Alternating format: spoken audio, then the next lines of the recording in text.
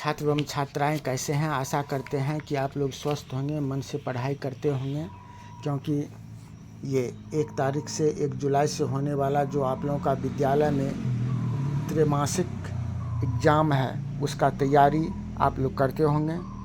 इसी आशा के साथ आज हम आप लोगों के लिए संस्कृत प्यूषम भाग 2 का पहला पाठ मंगलम पाठ जो है, उस मंगलम पाठ का ऑब्जेक्टिव क्वेश्चन लेकर के आए हैं, जो इस परीक्षा के लिए बहुत ही महत्वपूर्ण है। तो आइए आज हम लोग पहले इस ऑब्जेक्टिव मंगलम पाठ का ऑब्जेक्टिव क्वेश्चन को देखते हैं। पहला क्वेश्चन हमारा क्या है? पहला क्वेश्चन है, उपनिषद के रचनाकार कौन हैं? उपनिषद के रचनाकार कौन हैं? उत्तर होगा महर्षि वेद व्यास। सी नंबर का ऑप्शन हमारा सही होगा। नहीं, महर्षि वेद व्यास। मृत्यु को वश में कौन कर लेते हैं? मृत्यु को वश में कौन कर लेते हैं? ऑप्शन है मूर्ख, अज्ञानी, विद्वान, कोई नहीं। तो सही जवाब होगा विद्वान। मृत्यु को वश में विद्वान कर लेता है। तीसरा प्रश्न है, किसकी जय नहीं होती है? किसकी जीत नहीं होती है? सत्य का, असत्य का, क्रोध का, मोह का। तो असत्य का जीत नहीं होती है। किसका? असत्य का जीत नहीं होती है। अगला प्रश्न है, उपनिषद में किसके महिमा का वर्णन किया गया है? स्व विषय का, पर पुरुष का, देव पुरुष का, परम पुरुष का।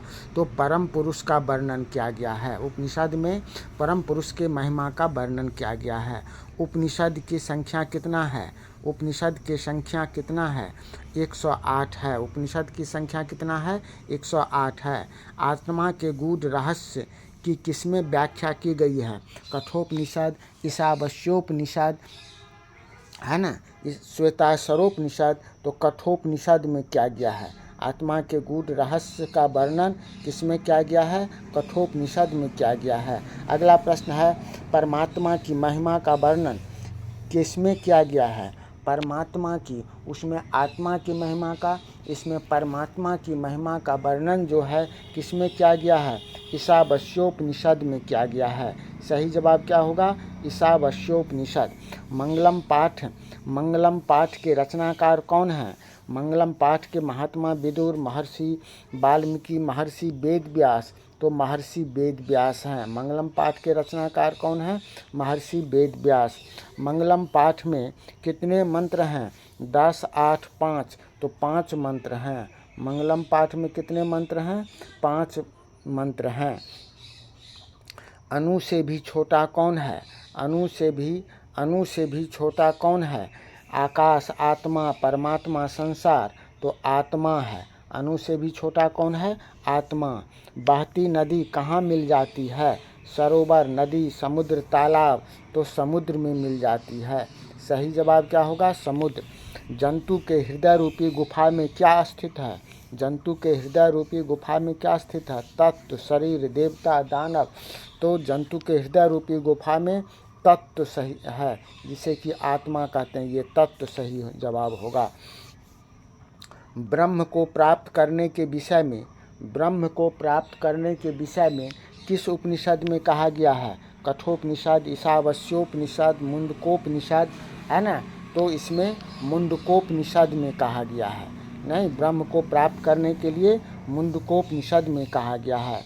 अपावृणु का क्या अर्थ होता है? अपावृणु खोल दें, हटा दें, है ना। तो अपावृणु का क्या अर्थ होता है? खोल दें, है ना। अपावृणु का क्या अर्थ हो गया?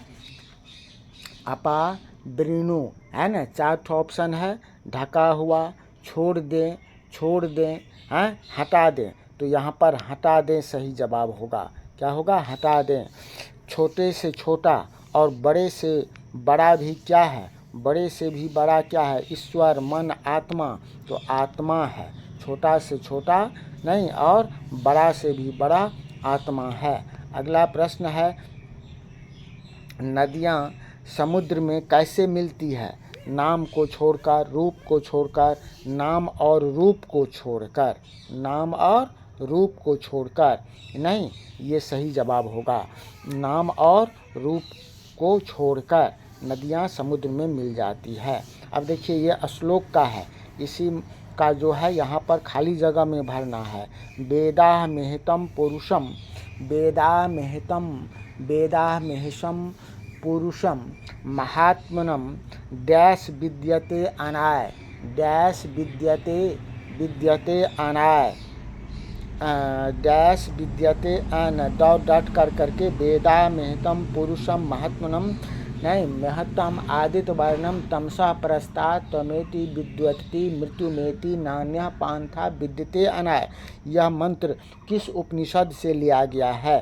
तो यह मंत्र कठोपनिषद श्वेताश्वरोपनिषद से लिया गया है। सही जवाब क्या होगा? श्वेताश्वरोपनिषद।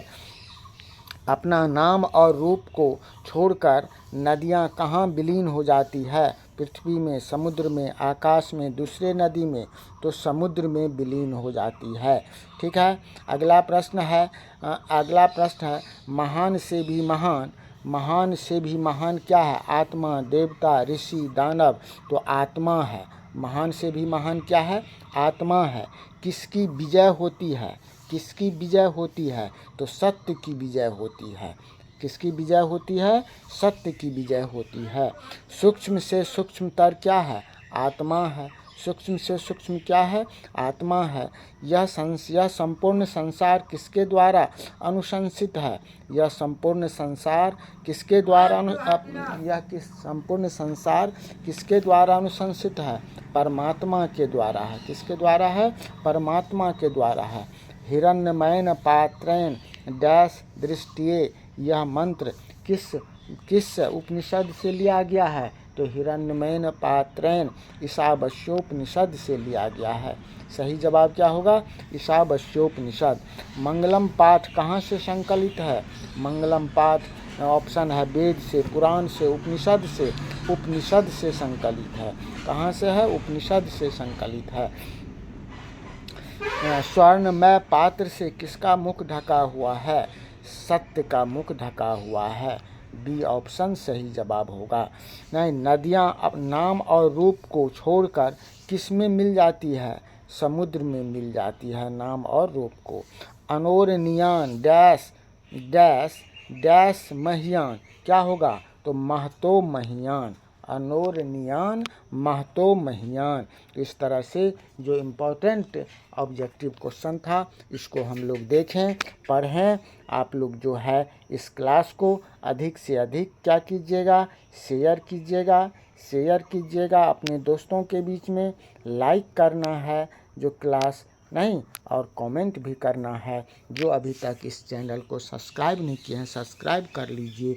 इसी आशा के साथ, है ना, हम आप सबों को, अनिल सर पुनः आप सबों को हार्दिक दिल की गहराई से बधाई देते हुए, अभिनंदन करते हुए, नमस्कार करते हुए अपनी वाणी यहीं पर समाप्त करते हैं। आज का क्लास यहीं पर समाप्त होता है। फिर कल मिलते हैं इसी पाठ का सब्जेक्टिव क्वेश्चन लेकर के। तब तक के लिए बहुत बहुत अभिनंदन।